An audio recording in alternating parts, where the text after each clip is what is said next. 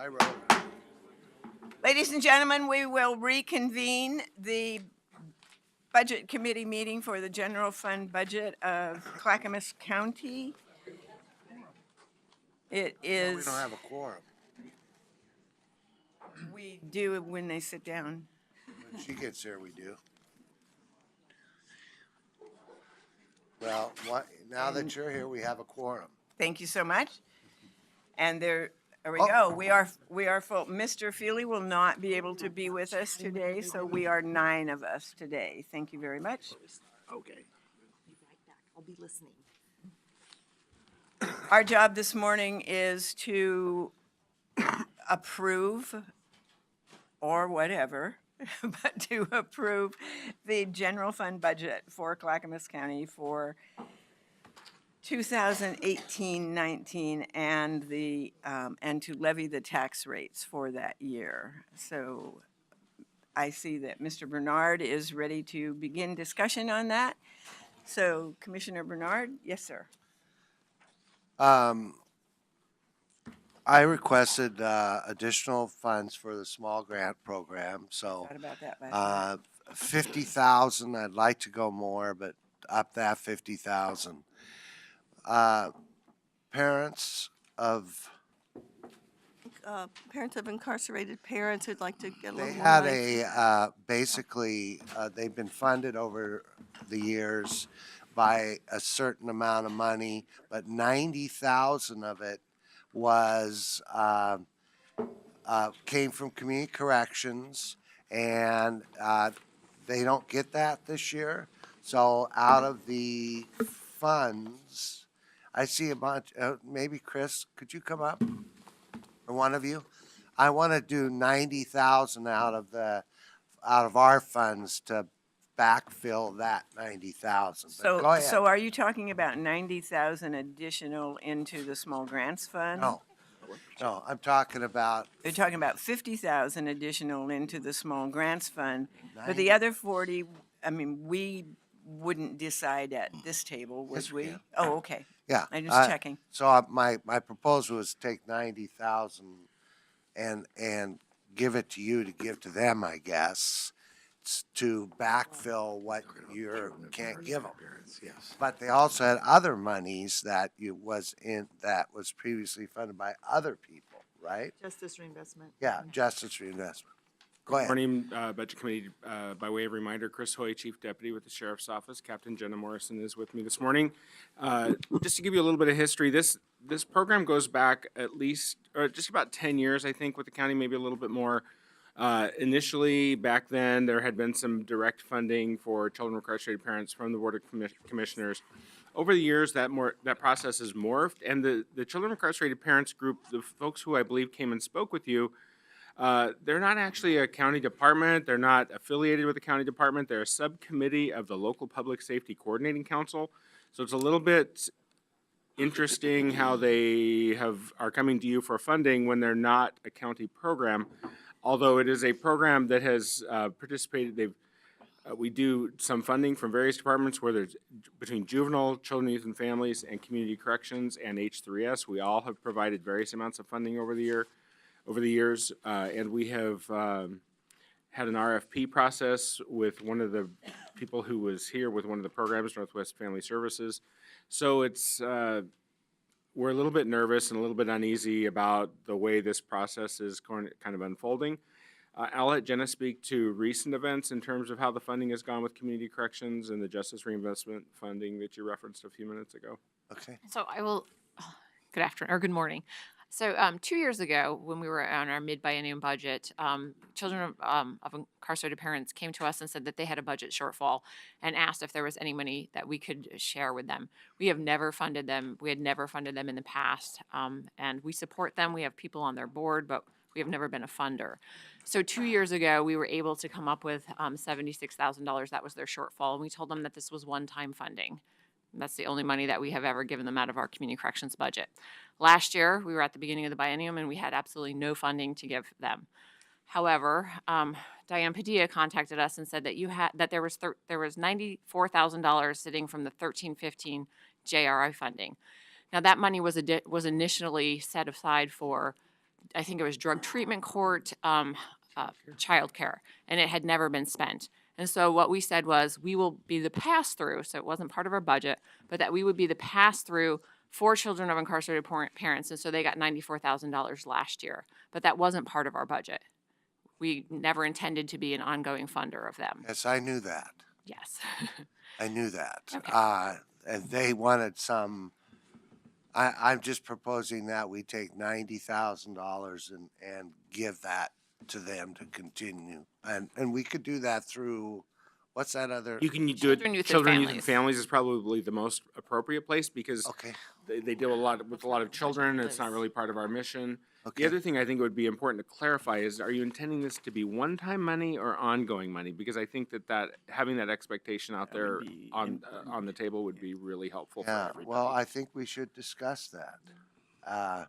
Anyway, so we will take your advice, and if we fund it, we'll put it under children and family. The other thing is the search and rescue. Oh, thank you. Yeah. The search and rescue, they haven't found a building yet, and we're not sure what that's gonna be, so I'm not gonna be specific in saying we want a certain amount of money, but just wanna mention that, should they find a building and our 3,000 a month not be enough, they can come to us with a proposal and we can look at it. But I don't want to say anything specific beyond that. And we could do this anyway. I just thought, while we're in the budget, we might as well talk about it a little bit. And those are my proposals. Okay. Commissioner Sabas. Yeah, so I'm just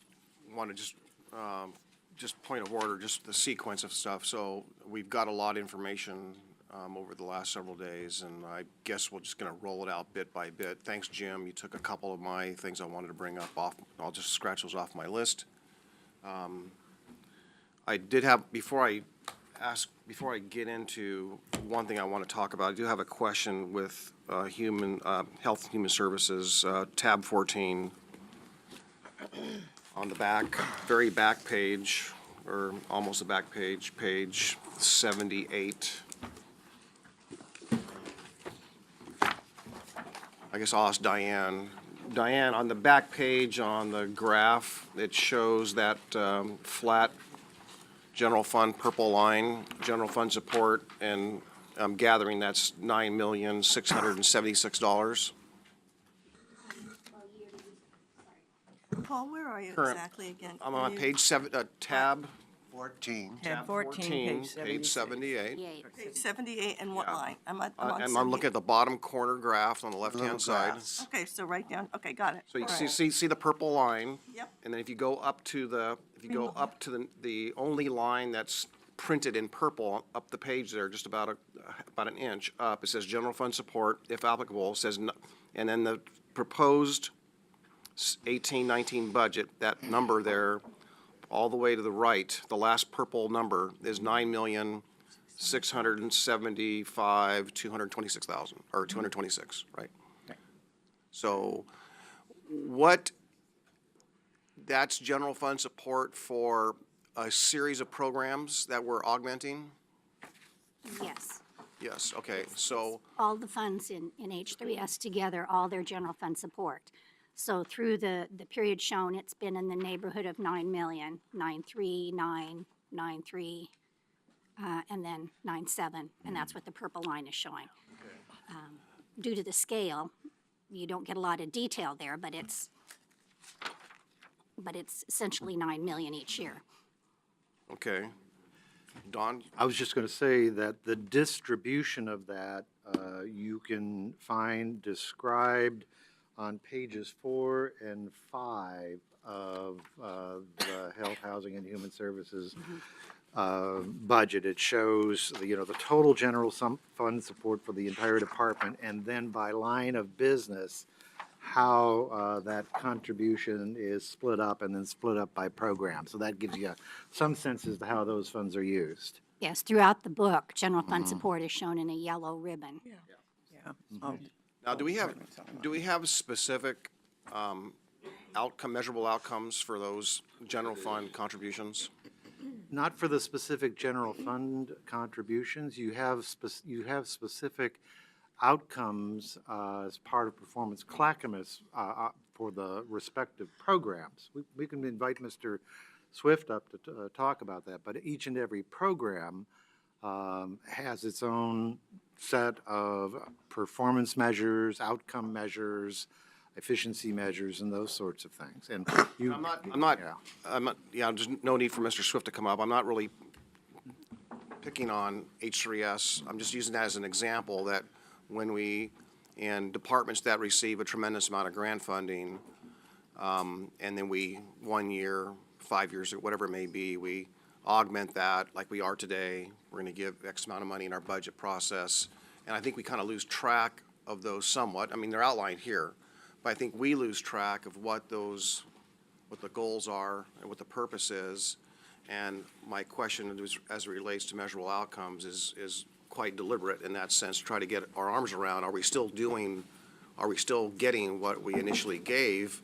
And some of that in history of time was bridge funding, but it remained there. So instead of being one-time money, it became permanent money. So in this particular department, I took the revenue, let's just say H3S as an example, and that's back on the same page I brought you to, page 50, whatever it was, or 78. 78. Yeah, so if you look at the very top of that page there, the blue line for H3S, right? Make sure I'm here in the right place. 112 million approximately. So when I take that and I add the general fund contribution of 9 million, so 113, going to go to the fiscal year 18-19 proposed, it's 1,821,097 dollars, and I'm adding the 9 million of the general fund contribution, the 9,675,226, for a total of what do I have here? Well, anyhow, when I total those together and then subtract out the operating expenditures, that department's plus $2,121,314, meaning that it's a surplus. Okay. So they're operating in the positive with that general fund contribution in total. Okay, if I may, one thing as an aside, I've been asked to remind people to speak directly into the mics. I guess we're having trouble picking everybody up. Well, I'm definitely speaking into the mic and my light is on. Right, I'm just doing as I was told. With regard to this, looking at the 18-19 proposed budget, the operating revenue total of the 113,000,008, that includes the general fund support. Right above it, you see the total the interfund transfers of 10 million. Most of that is general fund. Okay. So to look at total revenues and expenditures, you would take that 113, which includes the general fund support, and then you'd add the 29 million above, which is beginning fund balance. And that has been growing through the years as a result of the growth of the clinics and their carryover while they're waiting to settle all the Medicaid stuff that they do. Okay, so in this case, because yesterday we had a different department and we were told to add that line, the general fund support line. So in some departments we add the line, in some departments we don't add the line. Well, no, but the reporting looks a little different when it's within the general fund, because you don't show from one hand to the other within the general fund. So there you do show the revenue they internally generate, and then their operating expense, and generally their expense exceeds the revenue. And then down there at the bottom, it shows the general fund support. Okay, so then so the 121 million in expenditures minus the 113 in revenue, so that's a shortfall of about $8 million, correct? Well, what you, Or a delta. If I take the 121 million in red for my colleagues here on the table, on that same page in the same column, the red for 121 million subtracted by the 113 blue, or the revenue, that's about an $8 million delta, right? It's a shortfall when you're looking at just the current year stuff versus the current year stuff, which is what I'm trying to show here. And it does maybe complicate things, Okay. but yes, there's a shortfall. If, to look at, well, go ahead, maybe I'm, Yeah. So again, I'm not picking on H3S in any means, but if you do that to each of these tabs, okay, most of them are in the red. oh, okay. And so my point I was trying to make with the administrator earlier is really about the projections, So I was trying to point out yesterday the red line, or the graph, which is the trend, okay? And then the number is the point in time, which is now, right? That's the budget point in time. So at point in time, we're negative in total. And in the trending line, we're trending more negative. So what I'm trying to do is trying to get my arms around. I would suggest, because I think the chart that you're looking at is the roll-up for the all funds budget. And that's not a financial forecast or projection. It is a budget, and you're drawing conclusions based upon a comparison from the prior year budget, the prior year estimated actuals, and what's proposed for the coming year. And you got to keep in mind what's embedded in there is some 60 different funds, each of which has its own separate, independent source and trajectory and set of assumptions underlying for both the revenues to be gained and the expenditures to be gained. You cannot look at that chart and draw conclusions about the, the projection for an all funds county budget. You have to look at an individual projection for each of the 60 fund lines, and not all of them really demand that kind of analysis, but for each of the fund lines. So for example, if you look at the health center's budget currently right now. Don, if I may. What I'm trying to do is to try to explain why you can't take that and draw a conclusion that somehow we're in the red. We're not. We're actually in very strong financial condition. If you look at the health center's budget, they have, and that's a separate line that's kind of rolled up and embedded in things. You will see that the health center's budget, for example, is kind of running an ending fund balance or a reserve that's at least equal to 25% of the total estimated expenditures for the health center's budget. And what drives the success of that particular fund has to do with the specific services being provided, how they're managed, and how closely the managers for that program are paying attention to the demands for services and the productivity of the work that's being done there. That's a whole different kind of analysis than, say, what we do for the road fund, which is also rolled up into that all funds budget, which has its own set of individual assumptions, which we are now adjusting based upon state legislature's action last year with House Bill 2017. If you were to roll this back 5 years ago in advance of that legislative change, you would see an entirely different trend line out there with respect to the fund, to the road fund. So you gotta look at each of these things and understand each of them in an individual way. And what my point is that there are specific areas where we've taken corrective action in this proposed budget with respect to disaster management and with respect to resolution services where we've made adjustments. We are also spending a considerable effort. We did this last year and the year prior, working collaboratively with the Sheriff's Office on the operating budget, only a portion of which is actually driven by the general fund. It's actually got 3 major tax fund sources from contracts and others. But what my point is you can't look at that and draw some conclusion that the county is headed in some kind of financial trouble. We're not. We're in good shape. I just want to make sure that's clear. Well, Don, you're not allowing me to make my point. I'm allowing okay. you. I'm giving you the courtesy of making your point. Oh, okay. But you've cut me off. I'll be quiet. I'm sorry. Apologies. I'm just trying to be polite. I mean, if I can't make my point, if I take your example and I take all of these years past and take 5 or 10 years of history, I mean, there's patterns here. So And then if you, now, I know I asked for the financial forecast, we're not gonna get all those today, but there's a pattern, and so and this is not easy, but today's the day.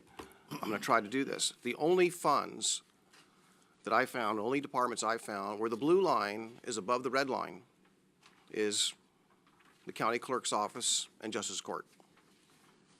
And the reason for that is because they actually produce income outside of the general fund that goes into the general fund. I understand that. Yes. Oh, I understand that, But- but my point is, they're not negative, okay?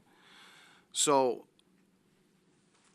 the other part, and I don't have the financial forecast in front of me to do that, but the other part I wanted to bring up was well, you asked for last week, Diane, thank you for this. This is the back page of what was handed out yesterday with the unfilled positions. So there's 199 unfilled positions in a series of departments. And just throwing the rough number of 100K with roll-ups for each of those, that's $20 million. So I guess what I would like, and I talked to Sean and Tom yesterday about this, maybe a good idea to get a breakdown of what those unfilled positions are and what they have been for the same 5 years. Because if they're continually unfilled positions, and let's just say that, let's just say deputies or police officers, for example.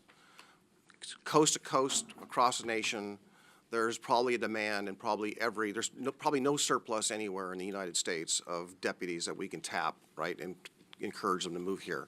Everyone across the board is probably looking for deputies, right, for example.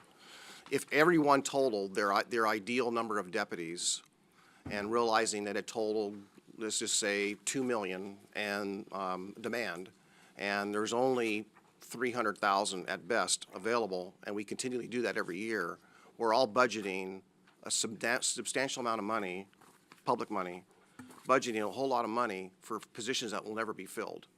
So my question is, how many of these are recurring? We don't have the answer here today. I don't expect it. How many of these recurring, and should that really be absorbing a general fund or whatever kind of funding they get, and actually absorbing that amount of money and not really be freed up? Are they actually attainable? And because if they repeated year after year after year, it's really skewing really our whole expenditures. Because part of the anticipated expenditures includes those unfilled positions, does it not? If I may, don't- well, Yes, no. go ahead. It's not that simple. I don't think you can answer that Yes, question no. without talking to each 21 individual offices and departments about what is driving and how they're managing their vacancies. The vacancies that are present in the sheriff's operating budget are driven by a different set of variables than the vacancies that are present, say, in the road fund or in the fund that supports the permit center or the fund that supports the health centers. So you would, in order to answer that question effectively, we would need to bring every department up forward and talk about every program that they run and they manage for which they have individual vacancies in those particular positions. I think if you pick a couple of departments where you see some sort of trends or some anomalies, I think it might be I do. helpful to be able to drill down on just that handful of departments, but the idea that we would bring back all departments to be talking about all their That's not my vacancies suggestion. is a concern. No, that's not my request, nor is it my suggestion. So what My departments? point is the unfilled positions, yes, no, are forecasted in the red, right? In the red operating expenditure. They're calculated in the expenditure, right? Yes. Thank you. So it's a yes. So my point is, for those departments that have a continual operating expenditure embedded in unfilled positions, with that trend, if you look at Health Human Services and Development Agency, for example, you got 54 positions in DTD that are unfilled, but they've averaged between 35 and 55 on this sheet that Diane gave us. Okay, Okay, that's the average, okay? If I can, a couple of things. one, if I can go back a step, I knew you wanted additional detail, and so today you have this. Okay. It comes to the same totals precisely, but it breaks it down into more pieces.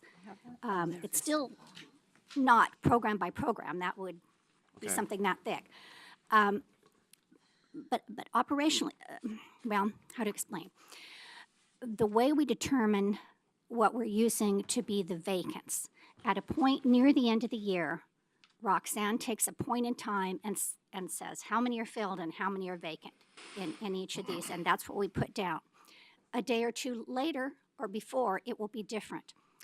And the positions that are unfilled will be different. We don't attempt to track that. Departments, yes, would be able to give you a little better information. But the thing I see when I look at it is that larger departments are always going to carry more vacancies, because if you've got, say, 400 employees, at no point in time will you have them all filled. It's just people are coming in and going out all the time. But our attempt was just at a point in time near the end of the year, we see how many were budgeted, how many were filled, and then the math, how many were then vacant. And with regard to the expense, during the budgeted year, yes, it's a balanced budget, so there are revenues in there somewhere sufficient to pay all the expenses, which includes the assumption in personnel that all positions are filled all year long. But that's why expenses are less than revenues. The major reason why is because they're not all filled, and therefore they're not spent. And that's why we include a couple of years of actuals, so you can get an idea of what's been happening, and then the budgets are always going to balance. Did I explain that well enough? Yeah. So like your department, you know your department better than anyone. So finance, you've averaged about 10, 11 unfilled positions. Are they different, unique positions each cycle? Yes, they will change. Like during the current year, there's probably facilities is overrepresented in that because they have new positions that are budgeted that they haven't had before. Okay. So I raised the question because yesterday we had the Justice, Brisbane. Judge Brisbane for Justice Court, thank you. And she had on her display that she had 3.5 positions that are budgeted, but not likely that she's shrinking her budget to 6, right? And could operate at 4, or is operating currently at 4, but ideally at 6. And so why do we have 3.5 positions unfilled taking up general fund And well, when, and actually we, This court is not taking up general fund. but also if I another may, one. But let me just, Well, I think I'm that's just a using that good for an example. example because she explained why. She has 3 vacant positions, and she was cutting 1.5 positions from her proposed budget and wanting to retain 2 vacant positions in her current budget. And the reason for her explanation for that was that she wanted to make sure she's not entirely confident that having the 4 staff that she's got is going to end up ultimately meeting her need over time. She didn't necessarily want to give up those FTEs now. She may at a later date, when she's had some experience operating at it with a smaller staff, decide that she can eliminate those FTEs from her budget. From a financial standpoint, you'll see the costs of those positions rolled up into the personnel expenditure side of the budget, but it only gets spent if those positions are actually hired. What happens to that particular fund I is that when the understand. money doesn't get spent, that then becomes money above and beyond that goes into the general fund. But each and every department director and elected official is going to have their own individual explanation for what's driving particular choices they're making about the FTEs that are vacant. And it may be different explanations for each and every one of their very different programs. So because all their programs are driven by different kinds of variables. Can I butt in a second? Yeah, and I want to. One is the sheriff at one point. He had budgeted for a certain number of staff. We were told by the sheriff that he's not gonna make that. So we took those numbers off. And we did that a number of years ago. And now obviously they're back, and so that's an adjustment we made during the budget process. But it's real money until you spend it. Yeah, can I make a comment to what you're saying too, on this topic, Chair? Just, If it's quick yeah, and. it's quick. And I want to check I want also to, I do with want our to close, I speaker. want to be able to close on what Yeah, where I'm so- going with So if this. we'd let Commissioner Savas, But if you want to, if you got Yeah, something. no, else- just in what we're all saying and kind of in line with Chair Yeah. Bernard said, the budget is simply a plan of how the departments want to proceed and the positions are a plan. When they aren't filled, that's okay. It goes back in. We have the ending balance that carries over for the next year. What is really a healthy thing to do, which I'm so happy we do in Clackamas County, is we have a strong ending balance. We do have positions that are unfilled. If, hopefully we don't experience a downturn in revenue, but it could happen. Having that flexibility and that cushion and having vacancies is a healthy place for us overall to be. So, okay. So back into whether I use DTD or whether I use Health and Human Services, that unspent, which becomes carryover, if they're not filled, it becomes carryover. So that's growing. So the carryover for both those departments is growing because it's not being spent. So it's all accounted for. I get that.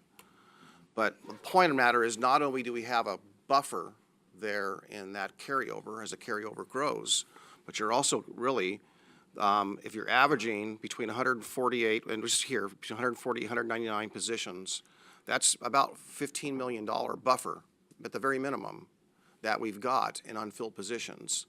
So is it not? So that's out of a $845 million budget. We're talking about that $20 million. Yep. Representing, I can't run the percentages off the top of my head, but it's about 2.5% of the total all funds budget that is wrapped up in vacancies. And again, the trouble you've got trying to draw a general conclusion about that is they're each, again, driven by their separate funds and fund sources. Let's talk about the permitting center, for example. If you look at the Department of Transportation and Development, and what you're watching over time is the increase in permitting activity and permits that we issue and plan reviews that you do, you'll be starting to see that fund start to increase its reserves, because we often are behind the curve in terms of being able to hire staff to conduct the work. So that one fund, you'll see kind of an increasing reserve while there is this particular economic condition underway. And those funds, they can't be used for any other purpose. The only purpose those funds can be used for is for supporting the building and permitting function in the county. So what happens is they build a reserve around all of that, and then they try to match up staff to the demands and services. At some point in time, what you're going to see is the permitting activity slow down a bit, and that they'll then rely on that particular reserve in order to be able to manage towards the slowdown. I totally And get that. Every program is different with respect to that kind of equation, and so. I understand. So we have a huge need out there, whether it's mental health, whether it's housing, whether it's social, all the social service programs, we really need the resources.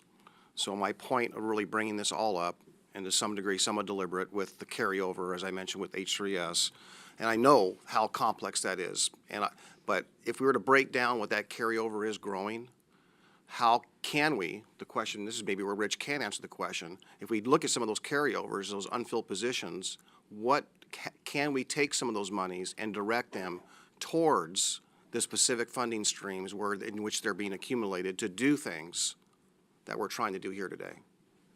All I'm saying, there's a resource there that's untapped that we ought to be tapping when we have continual carryover, and it's a growing carryover. So why can't we utilize that here today for the betterment of our citizens out there that are in need? So you're asking me to answer that question? Well, I'm trying to point that out. I'm saying there's some money here we're not tapping. Yeah, so the issue is, the only place where that particular equation is potentially available, where you don't have a restricted fund that's intended for a restricted purpose, is when you're talking about general fund funded departments and positions funded out of the general fund that are not restricted. So that's where this, you could go to a particular department, the finance department, and look at the number of vacancies and ask the finance director, well, you've got a number of vacancies, you're not spending this particular money. What happens if you don't fill those positions and we redirect those dollars to some other function? I don't want to redirect them. You could do that. No, I'm not talking about redirecting them. I'm just saying put them to the use in which they were collected. So In which they were collected. in which they were, those money. They're not If they were collected. grant funded, wherever those positions are, it's money. So if it's specialized money, for a particular purpose, why can't we utilize that in a way to provide the extra services we need? So my belief is that your department directors and elected officials are in fact looking at their budgets with those very eyes. And when they come to you and they present their budget to you and they talk about the performance measures they're attempting to achieve, they're looking at how they can deploy their resources appropriately and effectively in a way that allows them to achieve those objectives.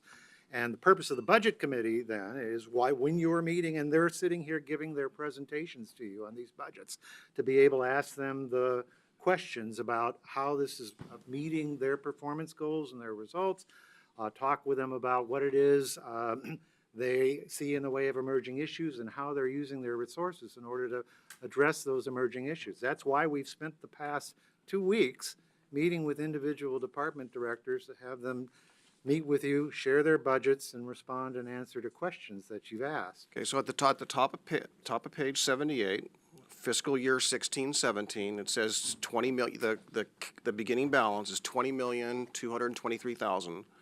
And proposed for this fiscal year, it's 29 million. That's a delta of, just a delta of 9.6 million or $9 million. Can we not utilize that for something? It can be utilized, but in very discrete ways amongst the various Understood. programs. Right, And, understood. and the delta that you're seeing growing would be primarily in the health centers, which have increased in size over this time, and they have quite a bit of carryover. I wouldn't see it as unfilled positions, but they have these huge Medicaid, I guess, contracts, and they have to settle up.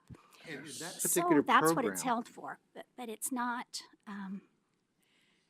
excess. you that- know. I'm just saying we can make better uses of the resources. They're there. So in that particular program, this is again why you got to be talking about individual programs and not trying to roll up the conversation into a general consideration. But with the health centers, one of the reasons we add staff to the health centers during the course of the year is because we are operating with an eye towards productivity. And in fact, in most cases with the health centers, when you're adding staff, you're responding to a demand and you're actually increasing your net income to the health centers as a result of adding that particular position. And it has to do with how they manage it over there and the dynamics of how we are funded and how we pay close attention to the efficiencies of the services we provide.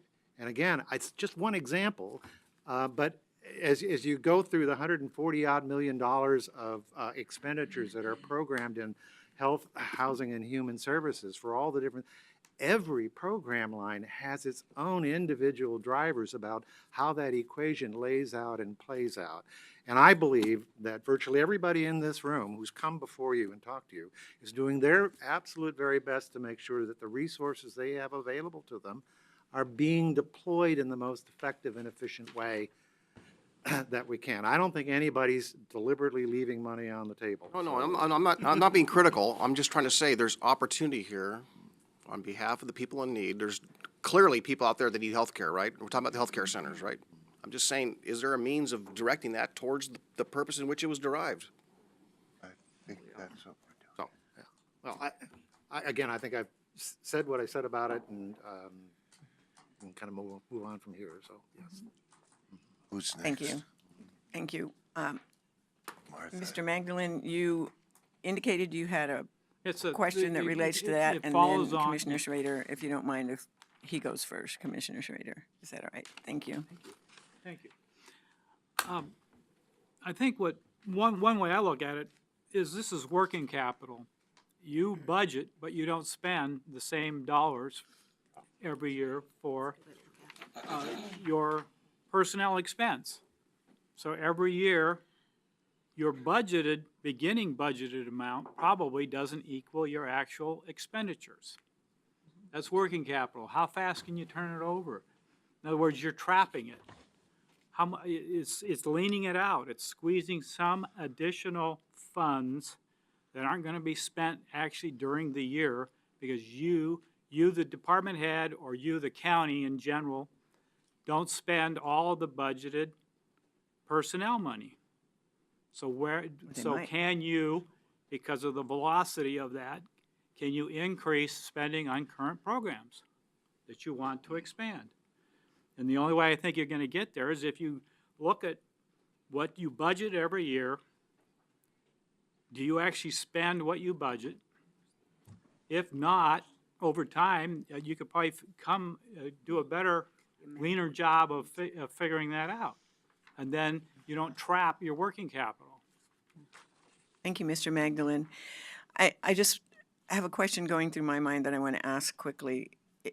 There's been a lot of discussion throughout all the presentations about staffing level and then the discussion this morning about staffing level.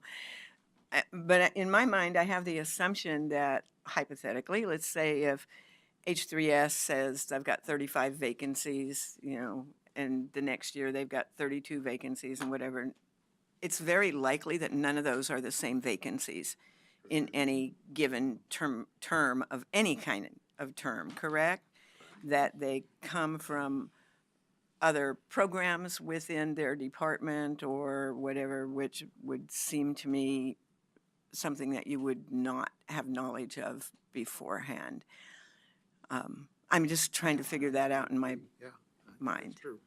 And I did get a note from Mr. Swift. I mean, he's able and willing to come up and talk about how H3S manages its vacancies, but I'm not sure that that's necessarily what the committee really wants to have happen at this point in time, so. I think for now we're fine on that. I appreciate the responses and the dialogue, and I will now call on Commissioner Schrader. Right. Well, going back to the children of incarcerated parents piece, because I saw Rod come in the room, just some historic memory on that particular issue. I'm trying to talk into the microphone, but the other day I was told I was talking too loud into the microphone. So could somebody please tell me, is it okay? It's okay. Okay, it's okay. All right, fine. okay. Loud and clear. Excellent job. Yay, Yeah. yay, okay. Thank you, I'm so confused. In any case, some of the historical piece of that is that was a program that Debbie Marston came to the county about.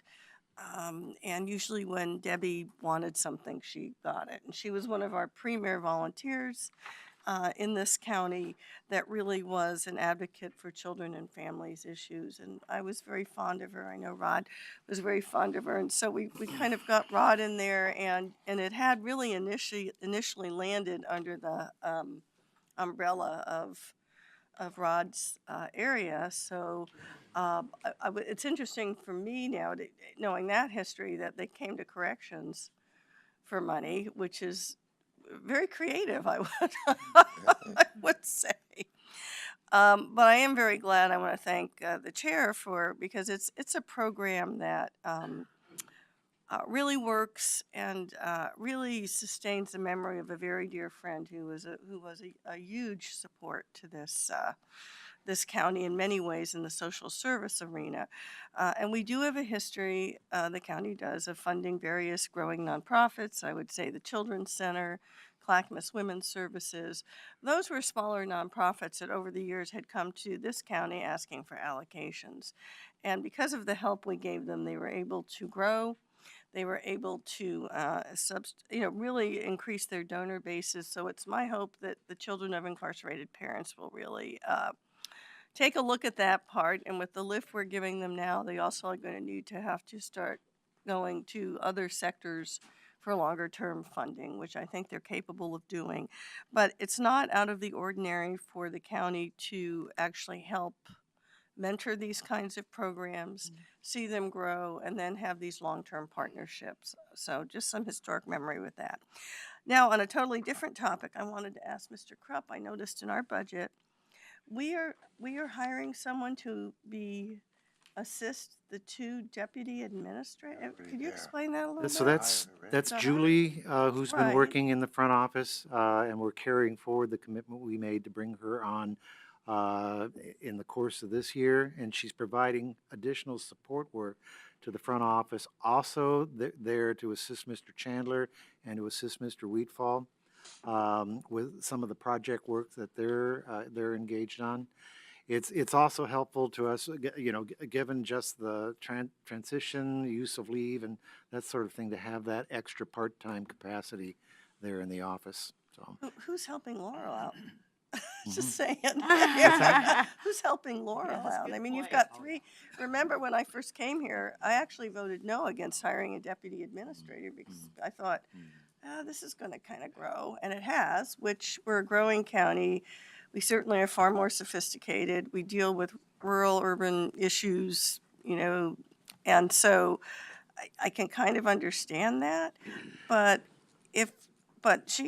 I would, if this is necessary at this time, and I know this person, she's excellent, but I would also strongly suggest that Laurel gets some of that support then, not just the 2 fellows, bless their hearts. So there's no reason why Julie can't also assist Laurel Okay, with yeah. some of the work that she does.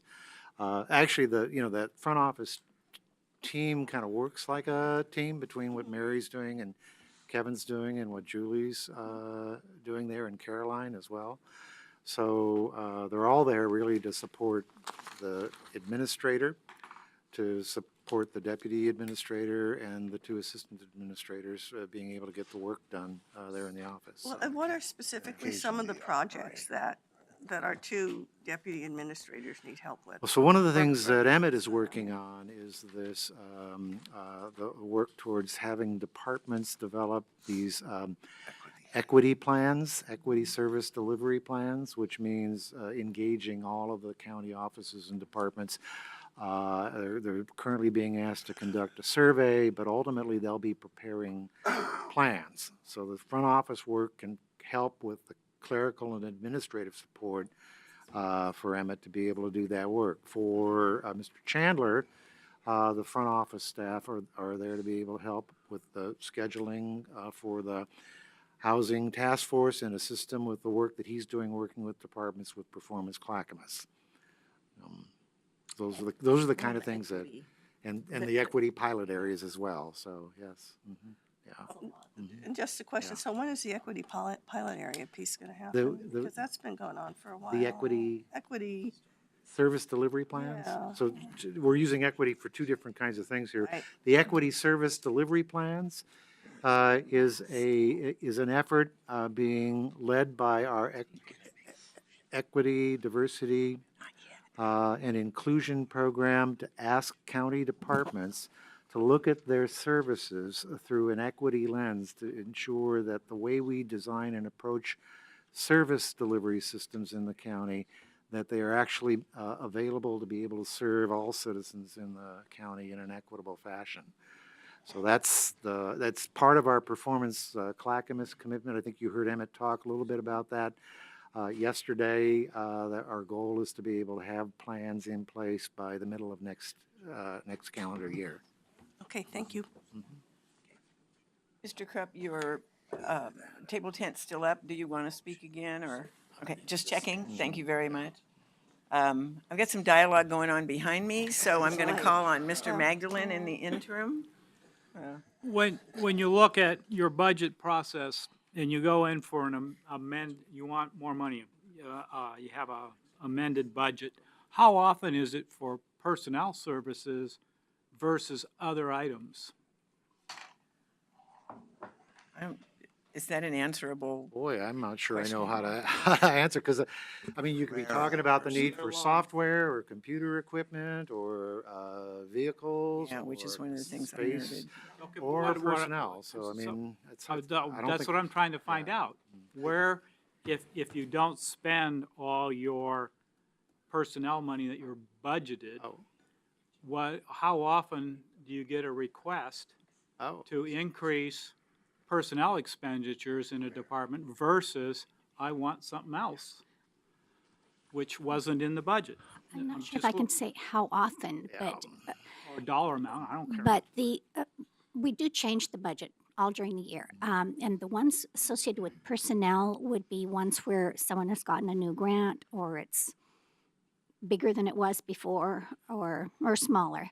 And so there are personnel associated with that. And that the board sees that ahead of time. When they get permission to apply for the grant, they say what positions will go with that.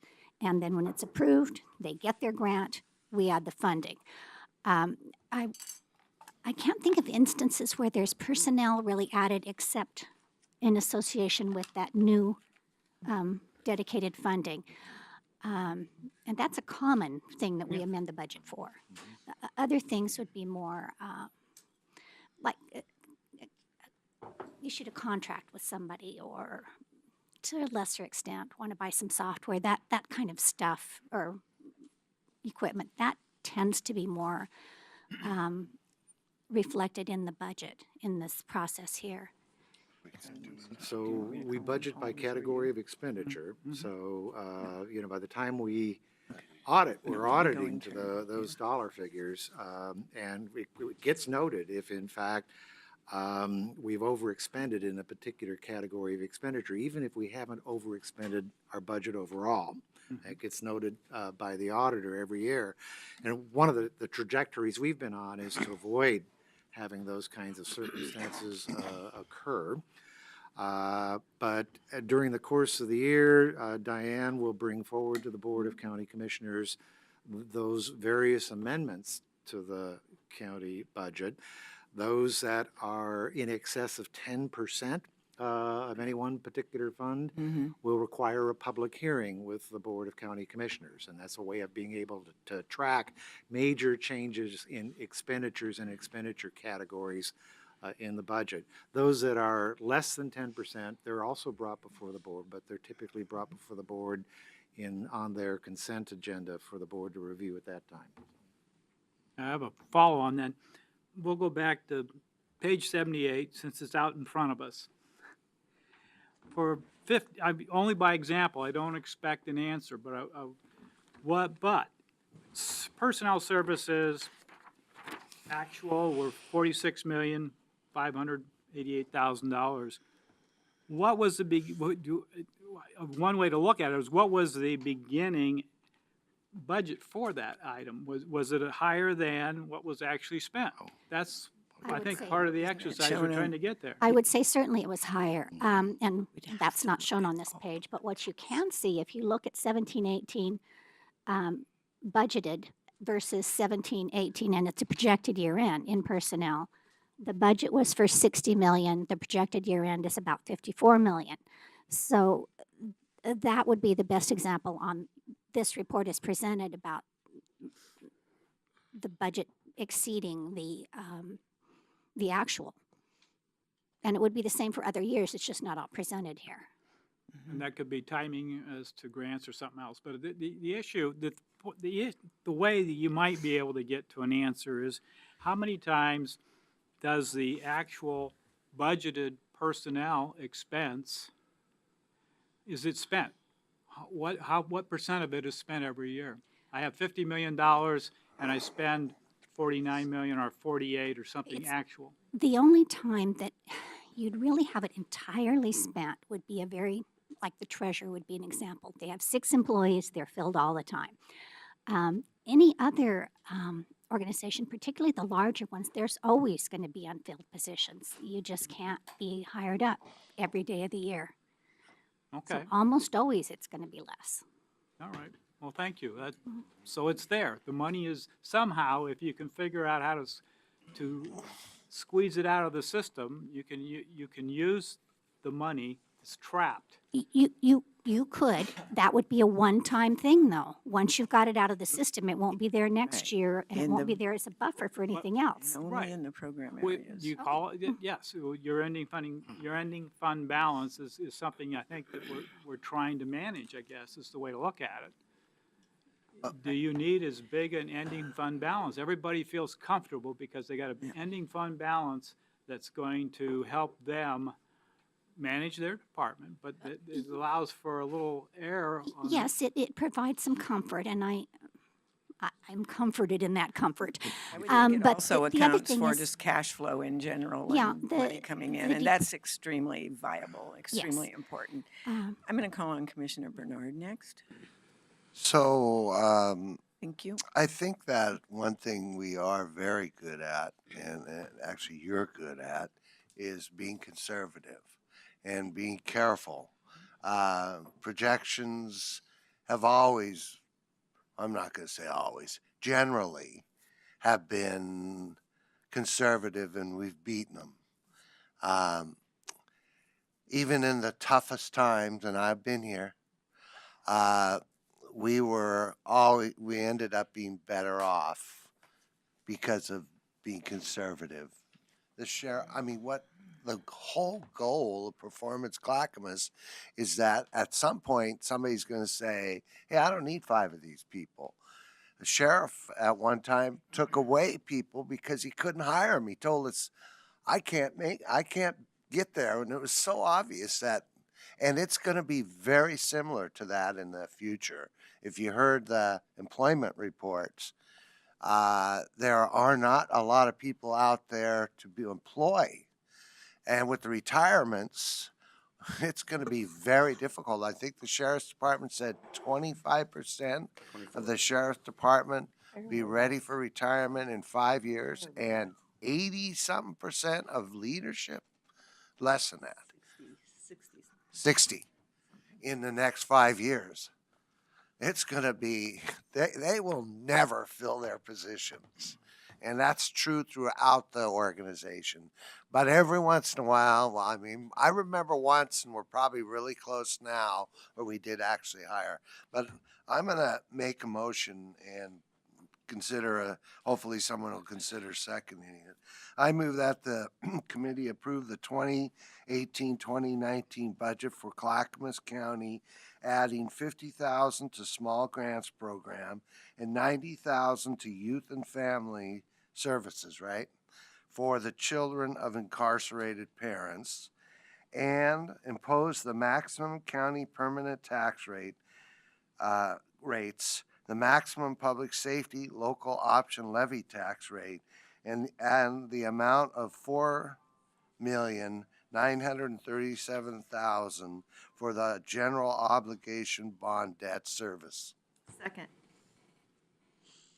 It's been moved and seconded to approve the 18-19 budget for Clackamas County as amended with $50,000 to the small grants fund, $90,000 to the children of incarcerated parents, impose the maximum county permanent tax rates and maximum public safety levy option local tax rate, and the amount of $4,937,000 for general obligation bond service.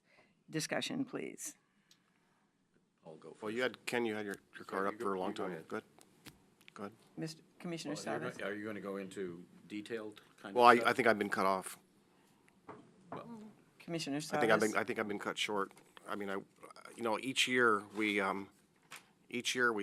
collect all this information. We ask for information. We get it, and we're just getting into a discussion, I think, that I really want to have, and we're being cut off with a motion to basically close the discussion as I look at it. I mean, I hate to be harsh, but maybe we should have the discussion on the front end of the budget. Spend the first day talking about some of these things versus waiting the last day to rush to get it done.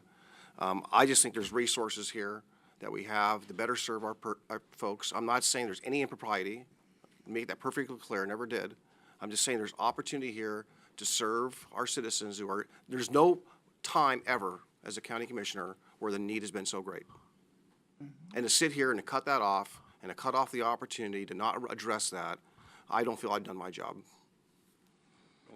If I may, as a point of order, Madam Chairman, there's a motion on the floor and a second, and until the chair closes down I have that not. discussion, which she has not done, that motion can be discussed, and anything related to it can be discussed until everybody is satisfied that they've had their comments. So the floor is open to additional discussion.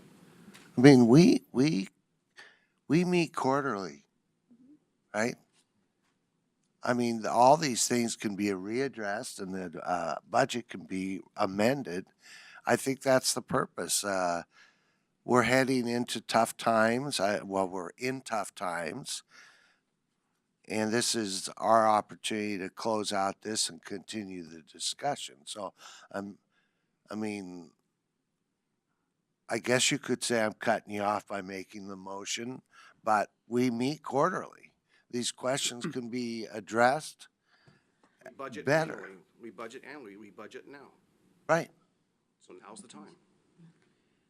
Well, Unless, again, as a point of order, unless somebody calls the question formally, the discussion is still open. Well, and a reminder too, in Robert's Rules of Order, you cannot call the question to stop debate. That's correct. So You have to vote you on have to, that. you have, if there's new information to be presented or new considerations, then calling the question does not immediately ask for a response. So, So the floor is still open for discussion? yes, it is, yes. Actually, procedurally, you should always have a motion on the floor in a second before you ever have discussion, but. That's the Whole other healthier, issue. that's the healthier way. So Commissioner Savas, the floor is yours if you would. Okay, well, I'm going to take another stab at this, again, for sir. the reasons I just stated. And again, this is not a criticism. I don't assume that everyone's perfect. I don't assume this budget's perfect. That doesn't mean that it's not got a flaw. I'm just saying, can we? And I can pick a department, pick a need. We'll find a department that reflects that. And is there something we can do? Because really, if there is a carryover and a continual carryover, that's savings we've saved that can be used and leveraged to serve the people in which that monies were designed to do, or the cause in which it was designed to do. So, health centers, you brought up health centers. There's a lot of people out there that need health care. Can that be directed? If it's housing, can that be directed? I'm asking the question. Now's the time. You have a carryover. Yeah, so You if have you're- the unfilled positions is growing and growing. If you're asking the question, what would be helpful is to identify which departments or programs you're asking those questions about. And then we can organize, if that's the wishes of the Budget Committee, to bring those individuals in to respond directly to the specific circumstances that you're raising a question about. That's my only thing about that is you gotta talk to the individual departments in order to answer that specific question. May I interject a question that may help you, Commissioner Savas, and may help you also, Mr. Krupp? As a total layperson sitting here, in the middle of a discussion like this, which is very healthy, and so I appreciate that. Thank you very much.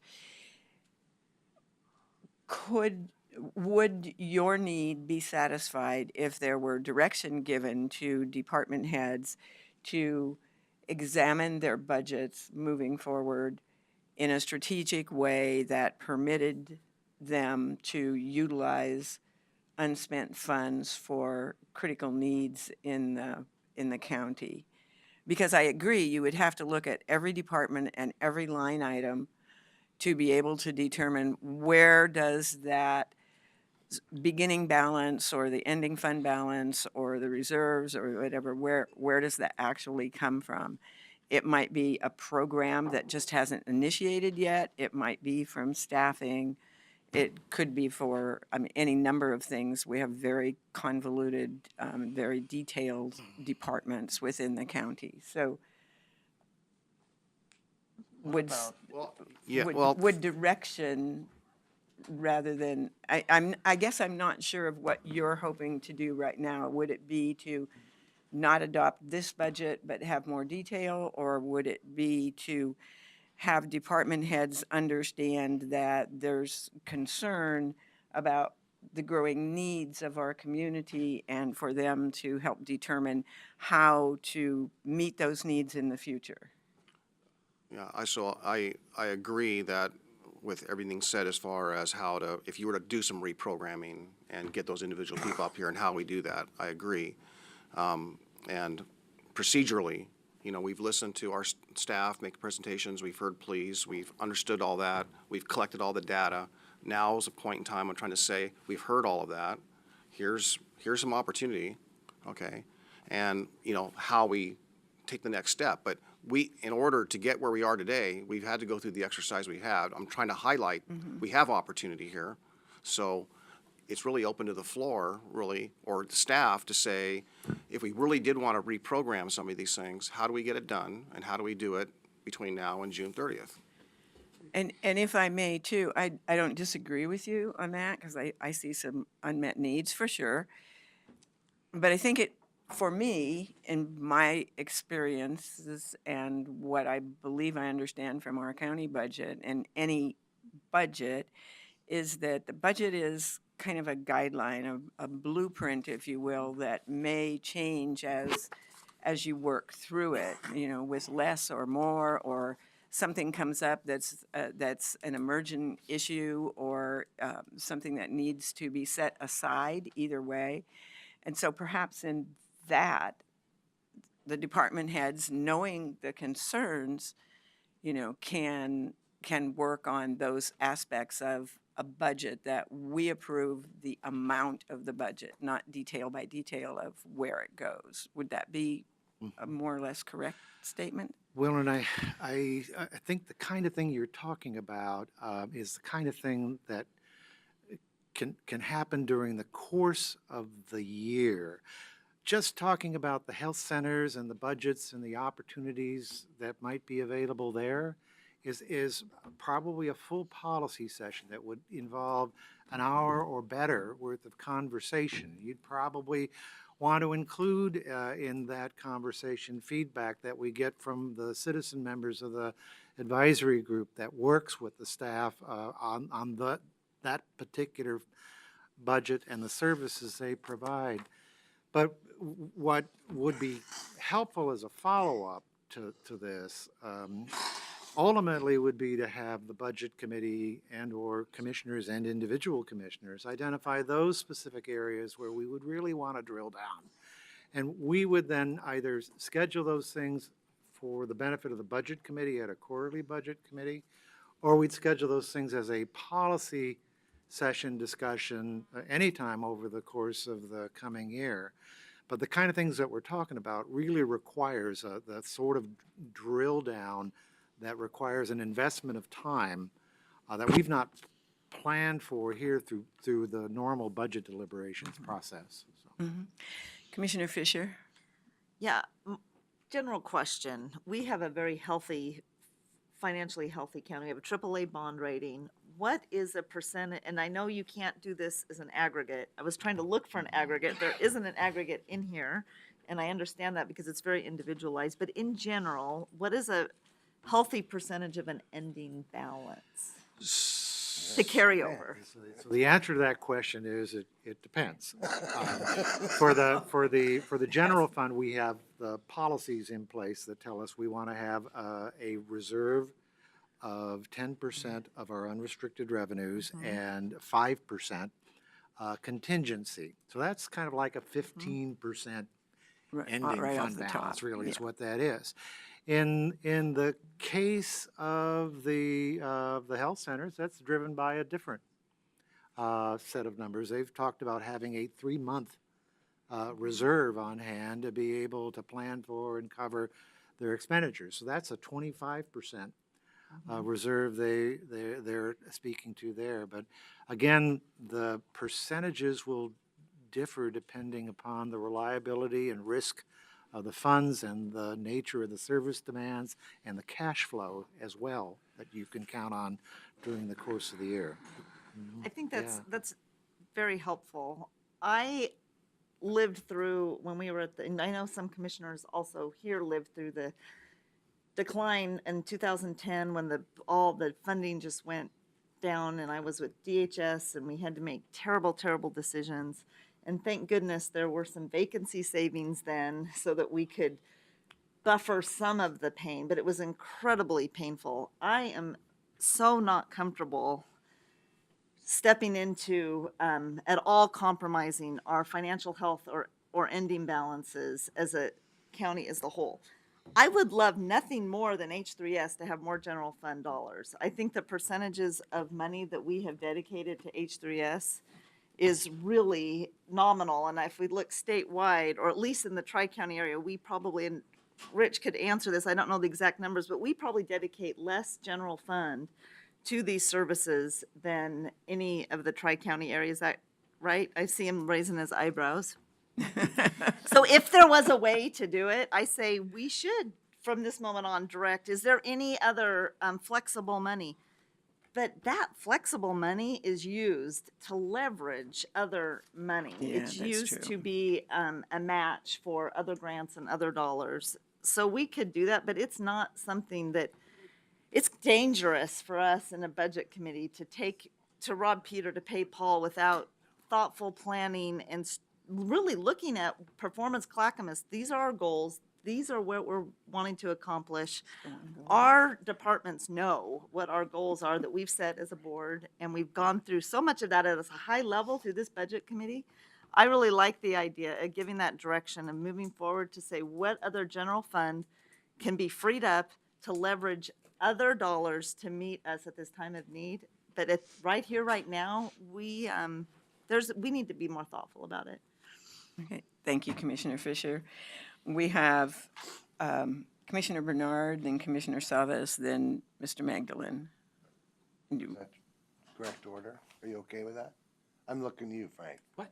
Was that? Oh, that's fine. Okay, so the reason, one thing, we have a guy here who has been here a hell of a long time, Mark Gonzalez, that if we really want an example of somebody who has vacancies, and he could probably sit down and talk about this for hours and tell us why it's important to resolve them, but we're going to lose him pretty soon.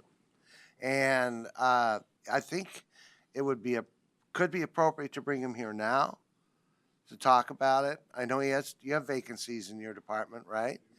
And we could talk about that if we want to get into the detail of why a vacancy is this or that. But the other thing is that when I look around the room and these department directors come to us, the first thing is I think is that it's their line of business. They're professionals. I'm not. I can't even imagine debating with them about whether they need this personnel or that personnel. My goal, I mean, I'm hoping that Dan's work in Performance Clackamas is going to tell us exactly that.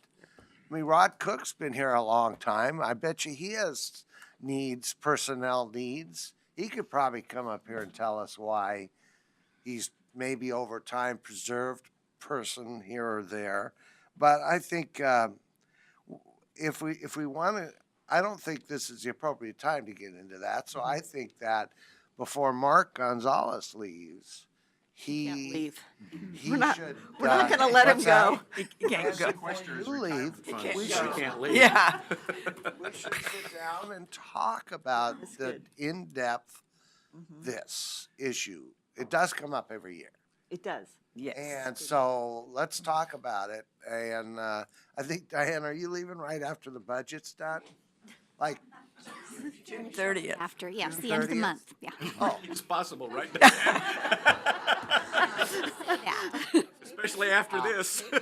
so the other thing is that I don't think you can compare Multnomah County, what they spend on H3S. No. Because every county's different.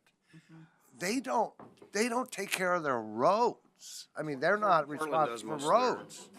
Multnomah County is.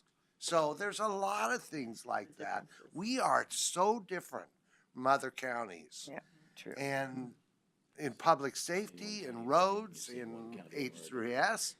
I mean, one time we were closing our clinics down. We were pulling out of the remember business. that. Oh, let's let the nonprofits or the profit agencies do it. We changed direction totally. So I mean, I've been here almost 10 years and seen ups and downs, and we always look at personnel. And this is, I, I think that Performance Clackamas will answer that question for us. And as soon as everybody's on board, and we got a couple of years behind us, I look to the professionals to say, hey, you know, maybe I don't need that second person, that person I'm budgeting for. Maybe I need more, but I'm not about to tell the sheriff that he needs to, you know, cut his personnel count because he's a professional and he's got the staff. But he has actually done that when we knew we couldn't hire the personnel. Thank you, Commissioner So, Bernard. thanks. Commissioner Savas. Oh, Frank has his card up. Now, I think this is the best time to have these types of discussions because you have the citizen members who are going, this is the most exposure they get to the budget process, is the annual review. Now you want to, and it's the best time to take and discuss what's going on. Otherwise, we're going to silo something and it's going to be another quarter before we look at it. Let's have Mark come up and talk. Let's have him come up and talk. So, So as you've invited him to do that, what is the expectation of what he's going to provide for us? And what kind of questions do we plan to ask him or comment? And I want to be sure that Commissioner Savas has an opportunity to add his comment, which he's been waiting for before we, What I'm suggesting is Yeah. to take an example of a department that has personnel. They're budgeting for personnel, right? And it's in his budget. And let's say, you know, the question is, could we take some of your personnel and better spend it? okay, so hold that thought. Commissioner Savas, your comments before we hear from Mr. yeah, Gonzalez? well, I'll wait for Commissioner Fisher and the administrator to finish it, because I wanted to address something that Commissioner Fisher raised, and which is very valid, and that is, yeah, in 2010, 2011, we were in very dire times. People were laying off employees. State funds are derived from employee taxes. That's how the state works. That's how we're funded schools, so on and so forth. When I came on in 2011, and fortunately with the board's support of the concept of introducing a financial reserves and contingency policy, we did that. But we took years to actually fund it, to actually build and accrue those funds. So we've done that. So we are now have those reserves for the very purposes you've identified. The monies that I'm talking about here and the carryover is above and beyond the reserves that I think, and again, in a time of need, and the amount of people out there, that this is the time to see if we can't capitalize on some of that for those folks in need. And I understand, again, that each of those have and this probably doesn't apply to Mark's department, for example, where I'm trying to go as far as those in need, other than, you know, just his department, how it functions and staffing. So, but I think it does apply when it comes to a lot of these other departments. Okay, thank you very much, Commissioner Savas. Mr. Gonzalez, Well, thank you. are you prepared to? My name is Mark Gonzalez. I'm the finance director for Clackamas County. I have the honor of being in that position for another 55 days or so. Days of your life? Who's counting? Counting. Who's Right. counting?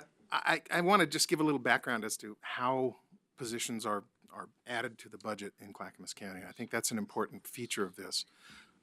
When we need or perceive a need in our department or any department to add staff, we have to go through a process. That process is either the process of finding someone in a recognized category of work.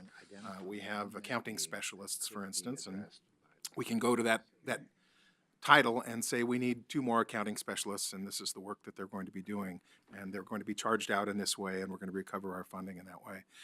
That's a more pedestrian kind of access to staffing. Oftentimes we have something different where we have to identify a new classification or we have to change a classification. For instance, in the event, upcoming event of losing Diane, we are rewriting the budget manager classification because that is going to be a different job in the future. We've recognized this for some time.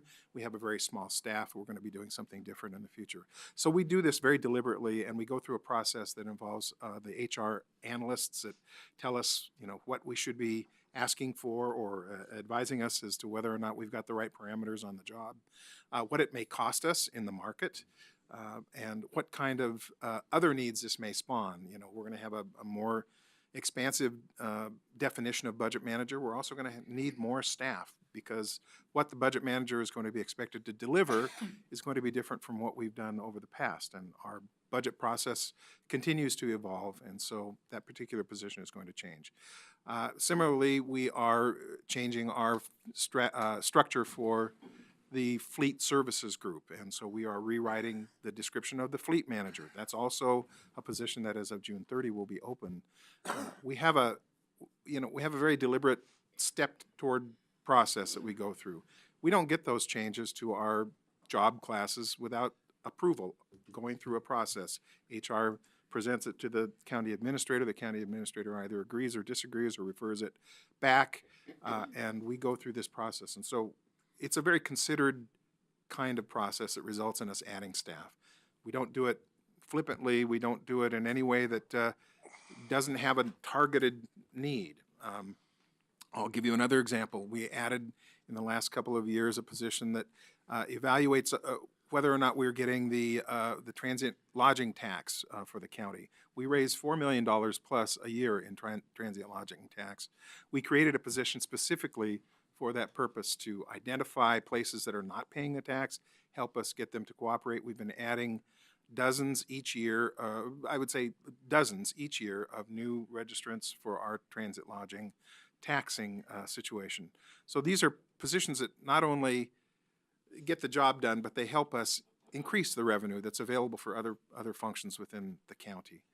So as I mentioned this, the reason I'm saying it is because this is not something that we undertake lightly, and I would venture to say that every department in the county has the same features as they go out and add staff or ask to add staff. And the process is similar, The process or is at similar least for everyone. similarly to with each department. The reason that we might have vacancies is that we are either unable to fill those positions in the near term. They require specific kinds of skills or certifications, or we just can't find them in the marketplace. And I would say that Clackamas County Finance has been terrifically lucky and successful, partially because I have a very, very good staff that knows what they need and they can identify it clearly, and they have lots of feelers and fingers out into the workforce that does the kind of work that we do. We have a statewide association that we very gleefully go and poach folks if we can from other entities. Because we know those people, we know what their skill sets are, but it's a limited market of people who have specific skills. So I think that it is the same for healthcare workers, for counselors, obviously for law enforcement. So we ask for those positions, and if we have to carry them over into a new fiscal year, it's because we haven't been able to fill that position yet, or we haven't opened the recruitment yet, or some other situation occurs. And as was mentioned, this fluctuates all the time. The positions that we have open at the beginning of the next fiscal year will be completely different from the positions that will be open in the subsequent fiscal year. So it's not, I guess I would say it's very, very important to us that we have the understanding of what this process entails and the reasons that we go out and ask for staff. And I would imagine that anyone sitting behind me who has the same kinds of needs will be doing the same thing. They could come up here and tell you exactly why they need to have new staff hired in.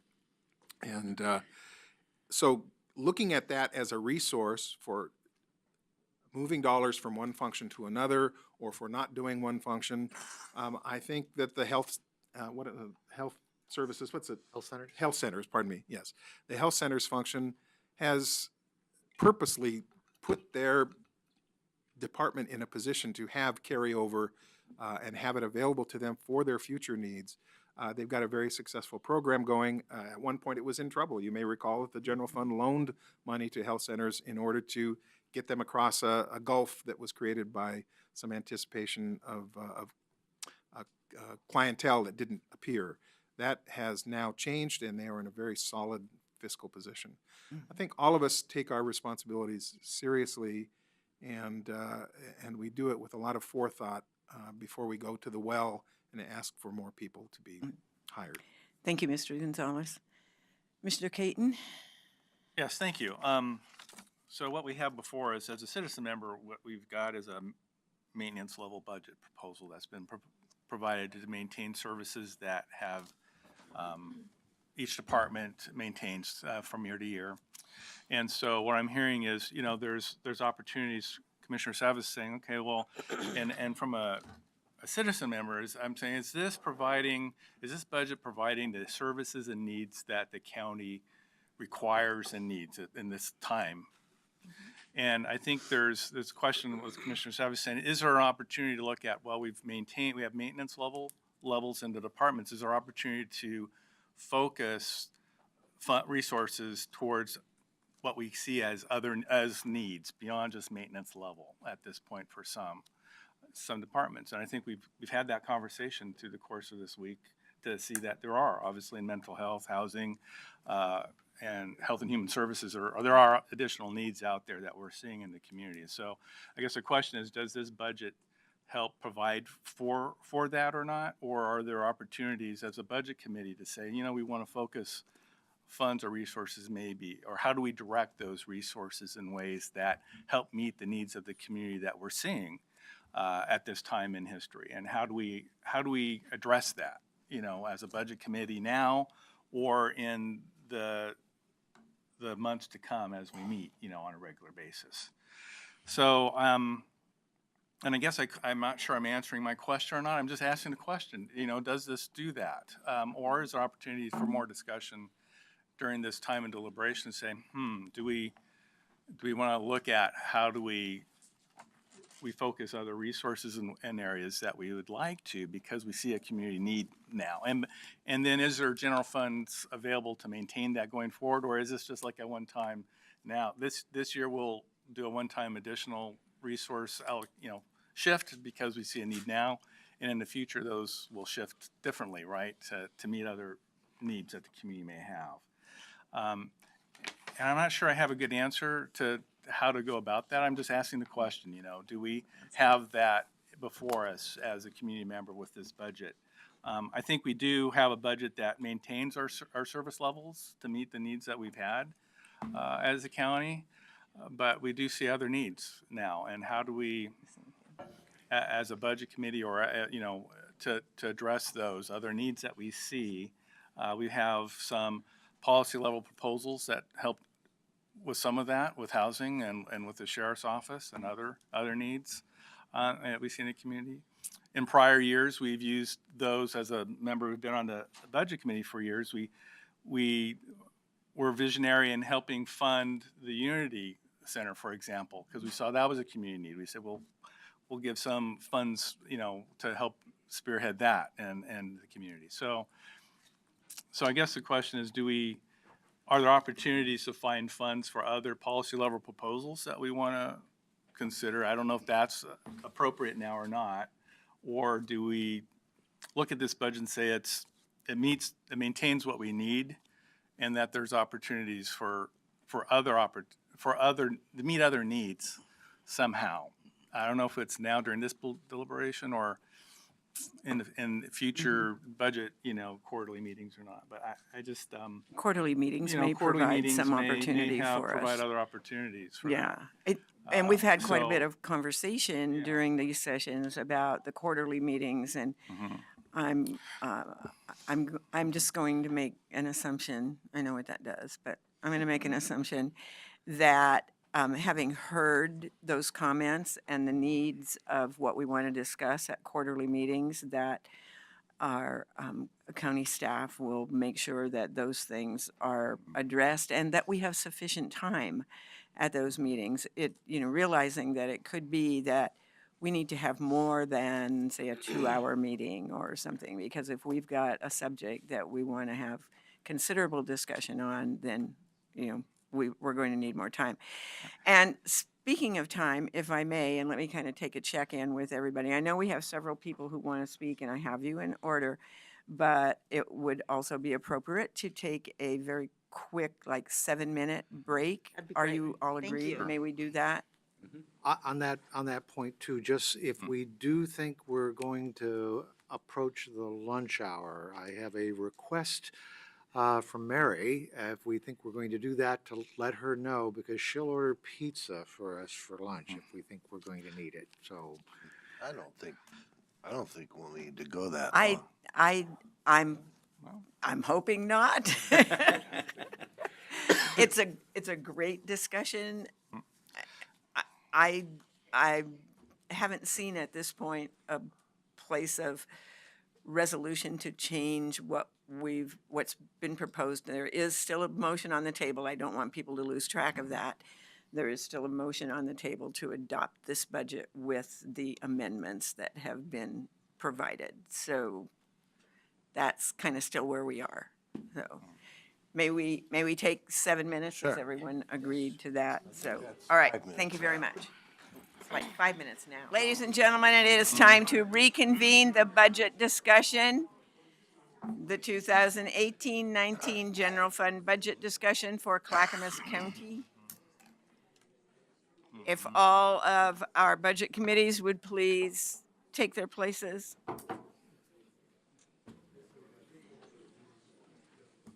Are you gonna make more comments? Yeah, Make a Miss. closing comment, just a quick closing Mr. comment. Caton has indicated that he had a final comment that he did not have the opportunity to say earlier. We also have some other folks lined up. I would like to point out that it's been a very robust and detailed discussion, and that if you're called on to speak, I would ask that you present new information and not a reiteration of what you have already provided or what someone else has provided. I think we've taken good note, and I've noticed staff has been, taking notes of the comments that have been made and the direction that the Budget Committee appears to be heading in, and the things that are of concern to the Budget Committee. So we have, just to reiterate, we have Mr. Caton, and then we have Commissioner Savas. Are you done? Mine down. Okay, thank you. I'll put it back up if I have to. Yeah, all right, thank you very much.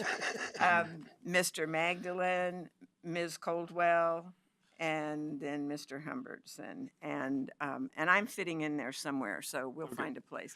Mr. Caton. Thank you. I'd just like to close in terms of my my comments earlier and around the budget. We have a maintenance level budget. We have some policy level proposals that attempt to address our current needs in the community at this point. So I'm comfortable that we have a budget that's attempting to meet the needs of the community at this time, and that it doesn't mean there isn't more opportunity. And I think there will be in the coming year as opportunity presents itself, and that I'm sure the administrator and the department heads will bring those to the budget committee, as well as we meet quarterly, as well as to the commission. And so with that, I appreciate the opportunity to serve on the budget committee, and I appreciate everyone's comments and involvement this year. And thank you for the honor of serving. Thank you, Mr. Caton. Commissioner Savas?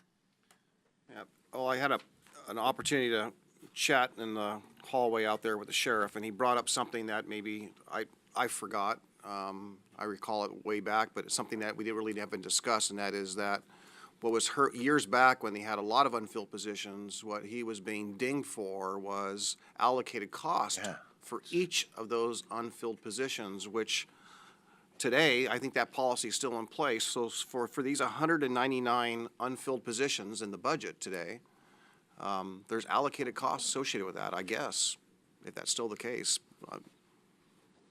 That's Good point. I remember that. that's a lot of money. So probably, I mean, I don't know if you want me to respond to that or not, Nope, I just want to point that out. There's a little more to the issue of allocated costs there than are necessarily embedded in personnel, the way they get calculated. Right. Would you like Don to respond to that, or is that something we want to get into at a quarterly? But he's right.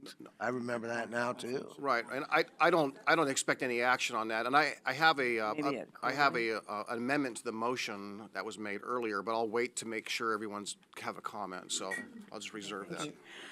Yeah, I also have an amendment to the motion that I'd like to bring up, but I also would like to hear the other comments from folks before we get to that point. So thank you for that. Mr. Magdalene? Thank you. One of my concerns is that we're not adding to the internal auditor staff. And I thought that if they did their job, you might find savings that might slightly or hopefully exceed their cost and help in forming better policy or procedures, I guess is the way to put that. The second thing, and it's for Don, we've been on level maintenance budgeting for 8, 9 years. Given what we currently have, are the department budgets right-sized, or is it Goldilocks, they're just right? So, you want, the answer to the way you finished that up is, I don't think that it's sort of Goldilocks in operation here. I do believe that the idea of maintenance level, which was actually introduced by this county administrator with the first budget that we put together for the budget committee. I don't think the terminology was used here prior to my tenure starting. And the formula that we've developed for that has been something that our finance staff worked on and put together.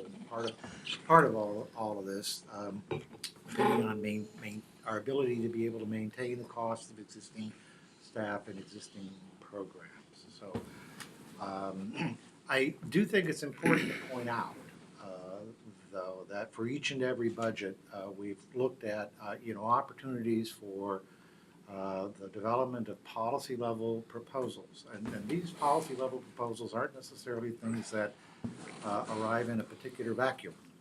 So the three things that we have acted on and approved to include in the budget for this coming year, the housing package, the marijuana package, and the jail staffing package, have been issues which have consumed the board's attention over the course of the past year. Housing in particular has been an area that has been a commanding topic for the board.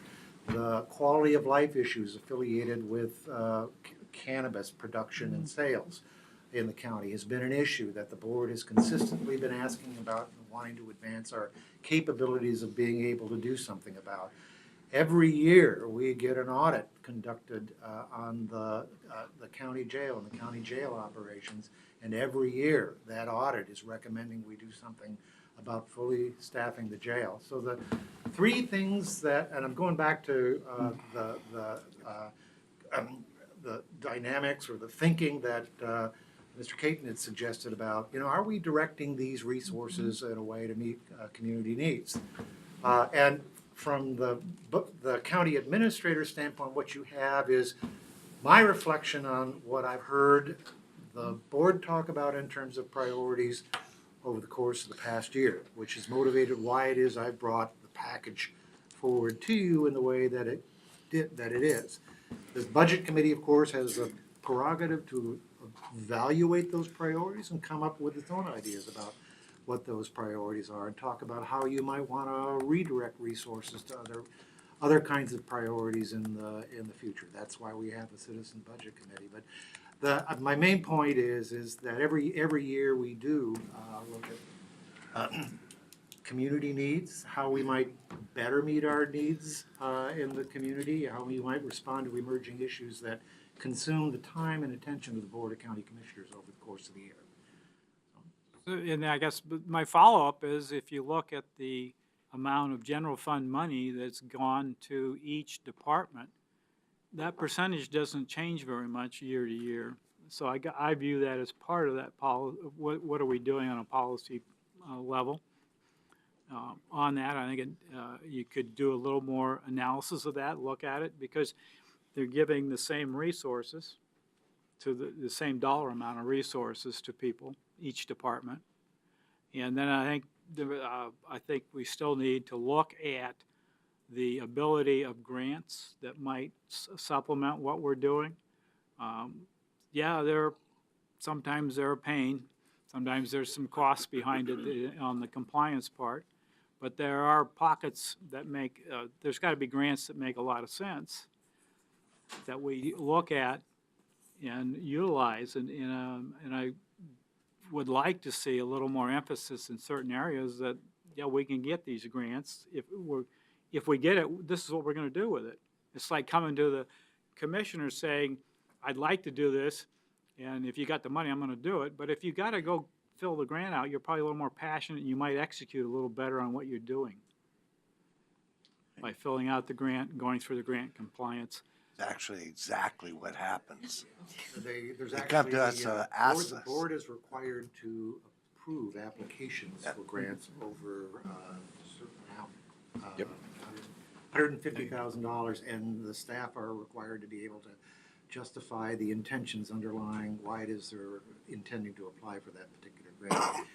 We usually bring those up either at the issues work session or a policy session with the board to go over those items. Okay. Thank you, Mr. Magdalene. Ms. Coldwell? Thank you. I just wanted to go over a few points. I don't know if it's new information, but since I haven't spoken yet. What I see in this budget is the carryover amounts that are reprogrammed back into each individual program are at the end of each fiscal year when all the invoices have come in. We know what the actual costs have been. We know what the actual revenues have been. And that's a very prudent way to do. The proposed budget does not include any assumption of savings. That's fiscally prudent. I would not advocate that we assume any kind of, it takes away the flexibility within the programs. It takes away the 3% cushion that you could normally expect to be able to operate under. It's just not a good idea. I also wanted to point out that all the staff you see here, including the 2 budget analysts, have been working on this since probably the middle of December, that's my guess. They've looked at every number, they've questioned every assumption, they're looking for grant money, they're looking for every opportunity because they care about their programs. So let's just go in with that understanding. I also wanted to say, people are talking about reprogramming savings that they're finding during the year. There is a process for budget modifications, and because the budget itself is a policy document and directs staff in particular ways, if they want to change that, they have to come back to the board and ask that formally. And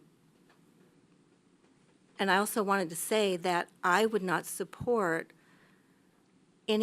using any assumption of savings unless and until Mr. Gonzalez or his replacement comes forward with new revenue estimates that increase the size of what the county can expect to receive this current year. So that's just my feeling.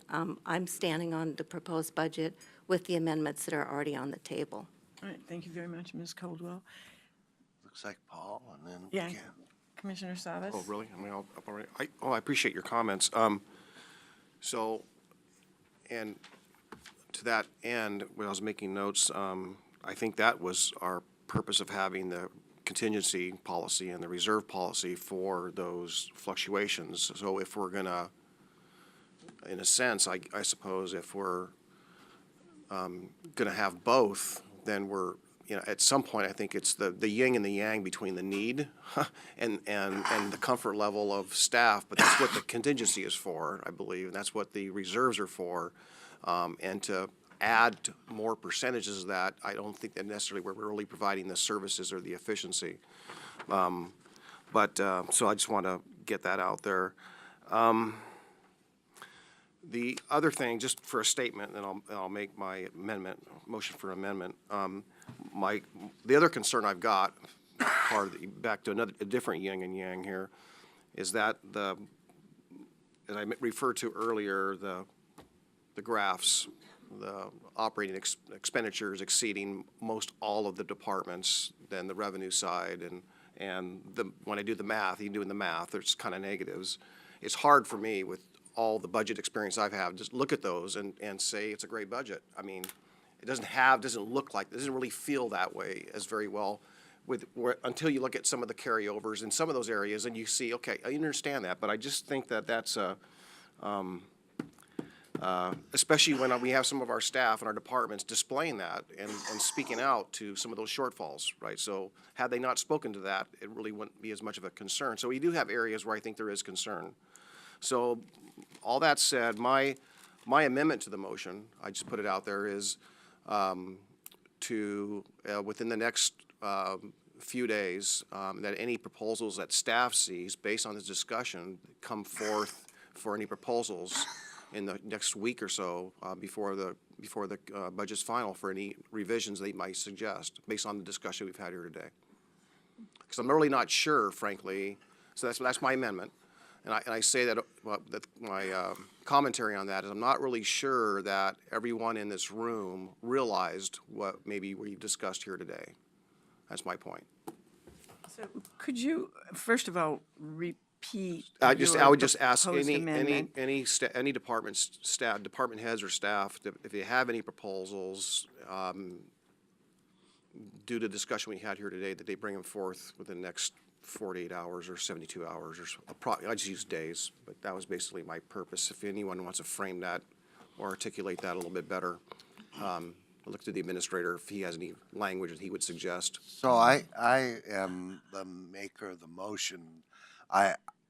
That means that the budget's not done. I mean, you could say by the next quarterly budget meeting, if somebody has something they see we may have missed, that's fine. But no, I'm not going to accept that as a motion to what we're trying to do today. I want to add one thing. Eliminate the graph that shows this, because It's not real. it's not real. I think it's dangerous to publicly say that we're heading to disaster. We aren't. If you look at our auditor's analysis, it says we're in great shape. We're not heading to this. And I think Don's tried to explain that over and over and over again. The other thing about the auditor, I agree we should look at an auditor in the future. The problem is the auditor's now becoming the treasurer, and having two new auditors in 1 year might be a challenge for that treasurer to do. So next year we should look at that. But I think we should eliminate that chart. I mean, if it's causing confusion and it's communicating something other than the facts, the chart is of no value.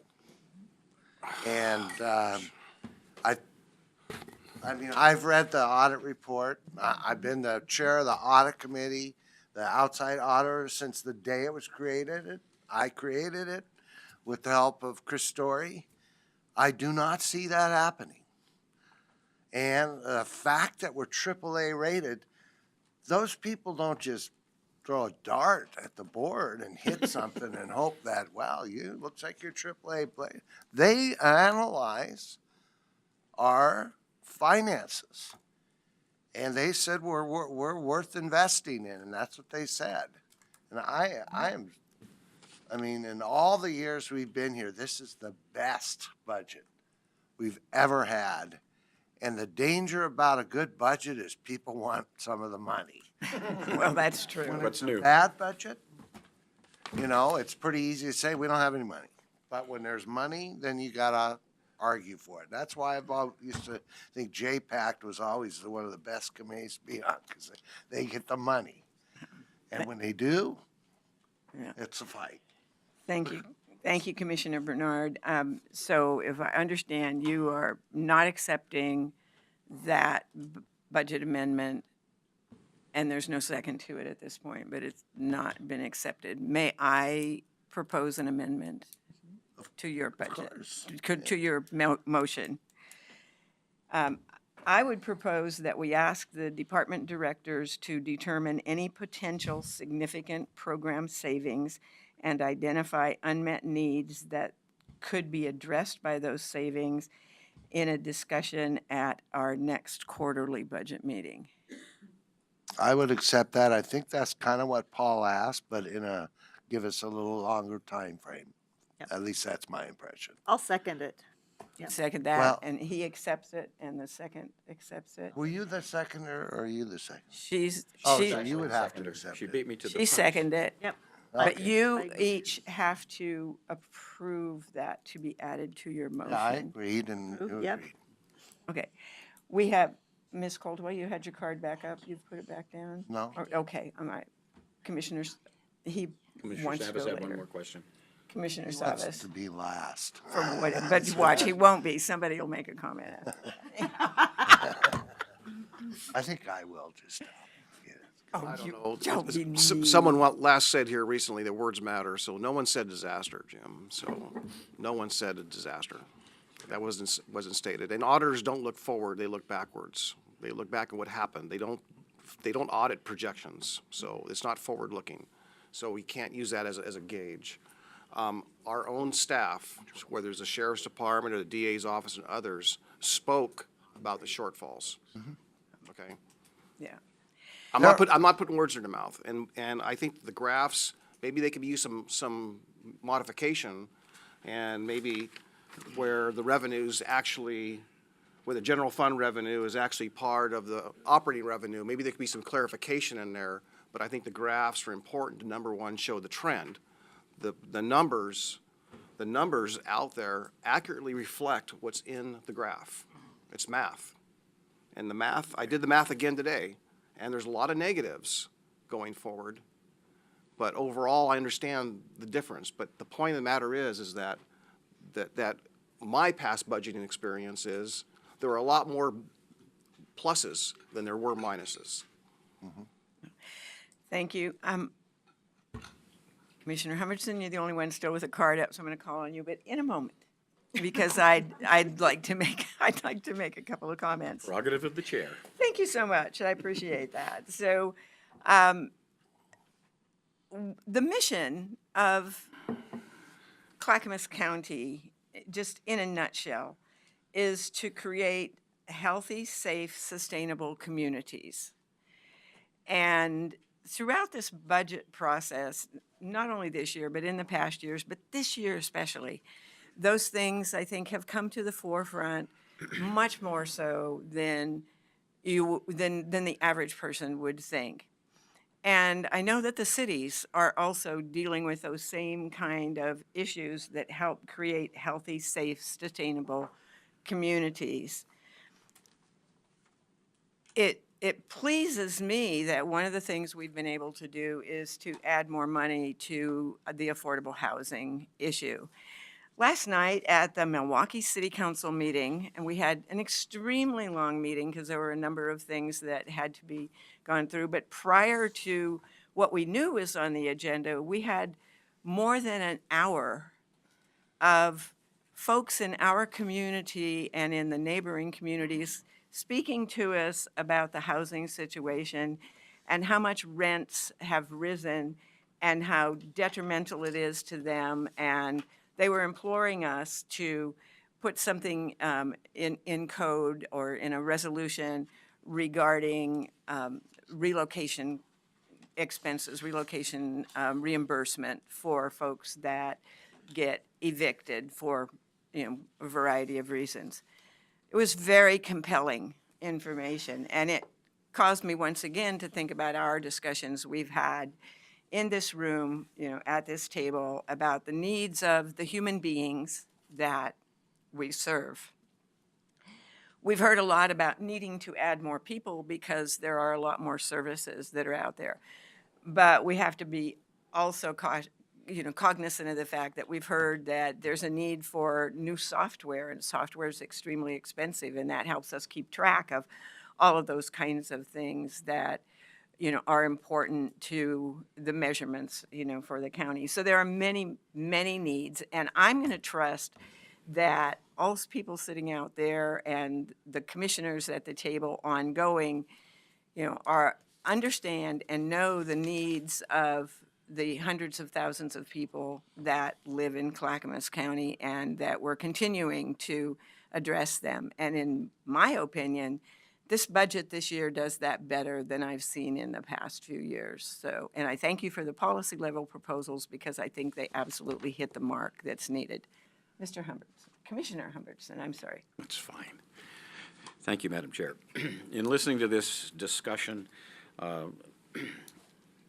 lot of different ideas and concepts came out. So I think basically part of what I will be saying is a reiteration of a few of the points. But let me start with this, and this is something I know everyone knows, but the responsibility of the Board of County Commissioners is to determine policy objectives. The responsibility of staff is to direct available resources towards those objectives, which I believe that this budget does, and does very well. They have to do that in as financially responsible a manner as possible, as determined by audits. We have two very extraordinary people at the head of our finance department, Mark and Diane, who have put together what I think is a very responsible budget. That is backed up, if you will, by the internal audit and the external audit that have resulted in something that originally Commissioner Fisher pointed out, which is a AAA rating, something this county's never had before. I think we should be very proud of that and very happy that we are there. There's another aspect that we may not have been thinking about, but we made a policy decision this year that we would look at equity areas that are underserved in our county. And then instead of going a mile wide and an inch deep, we were going to take 3 of those areas and focus our resources. Staff have identified those 3 areas. We await them to tell us what resources and how they will employ those resources. When they do, which I would expect to occur at either the quarterly or the half of season, they will also let us know if they need more of the current resources to do this job, okay? But they're not there yet, and to try and do that today, I don't think is going to be helpful. So I think we do need to be patient, which is why I think the amendment is acceptable. And I've noticed in my year and a half here that staff have never hesitated to ask when they need more money or more people. They don't seem to be embarrassed about that whatsoever, and nor should they be, because that is their job. The other thing is, I'm always comfortable when we have lots of reserves, including carryover, because that gives us another opportunity, and that is when unexpected needs come up, and they will over the course of the year, we have the flexibility to respond to those. We can, in fact, go to the general manager and say, here's something that's come up, we need $50,000 for that, and he's going to be able to say yes. If you have too tight a budget, if you've planned every single dime out, you will be unable to respond to those emergent things that we can't anticipate.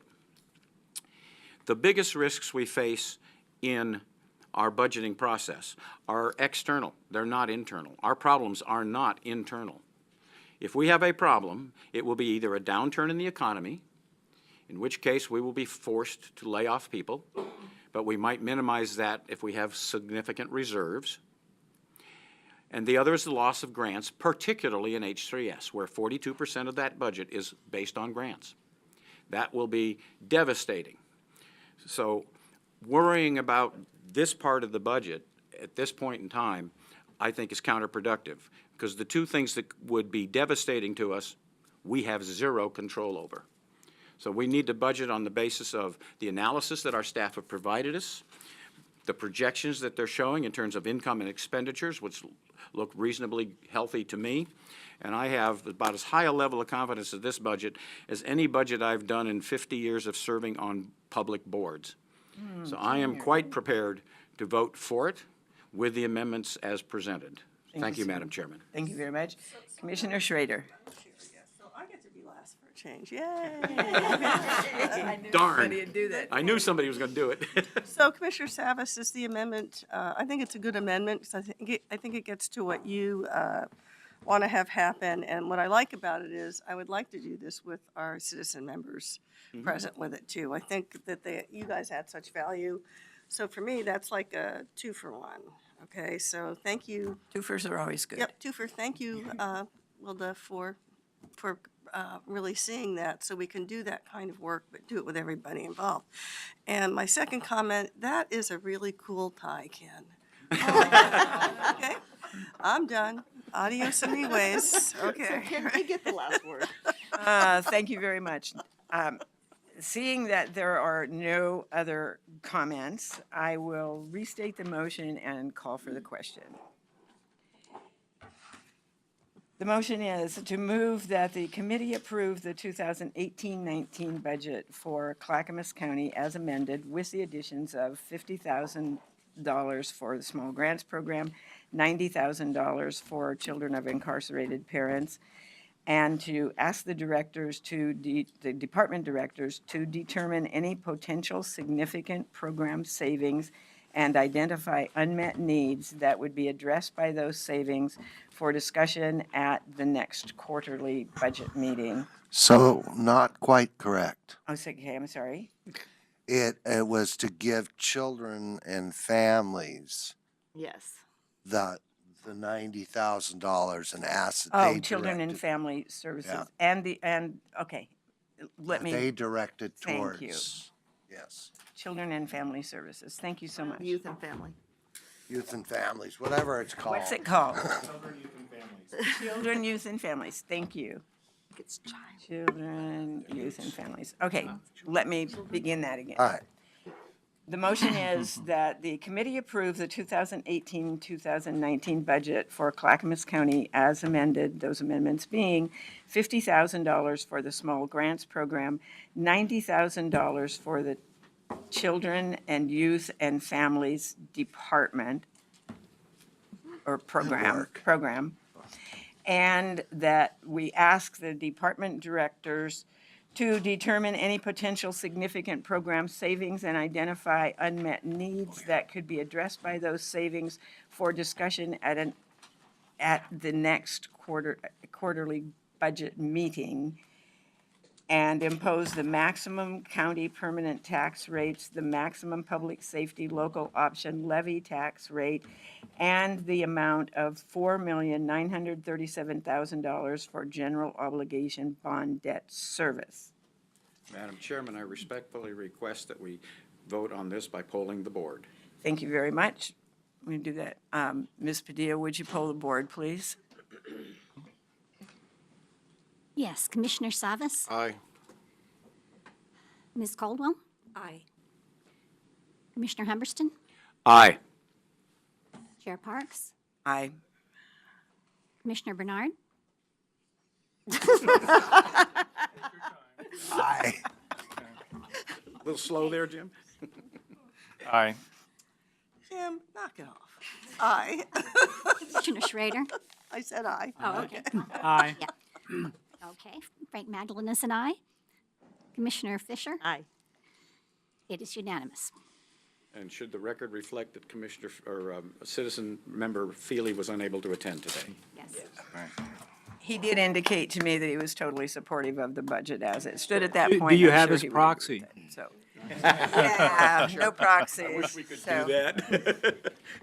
ladies and gentlemen, thank you. Oh, Yes, One item of business. I'm sorry. I just want to thank the citizen members of the Budget Committee, those especially who have taken time away from their livelihood, workplace, and for their time and their years actually of doing that. So those, we've got to remember that for the week we've met, that those, again, who have a job and who have sacrificed that to be here today, to participate in that for today and for years back.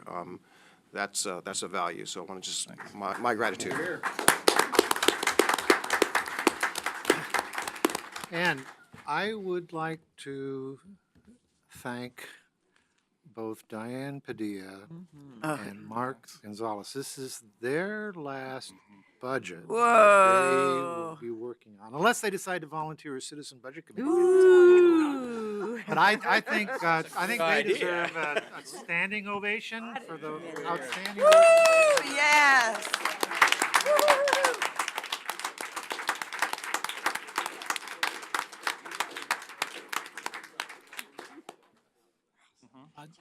Thank you all. Thank you very much. This meeting is adjourned.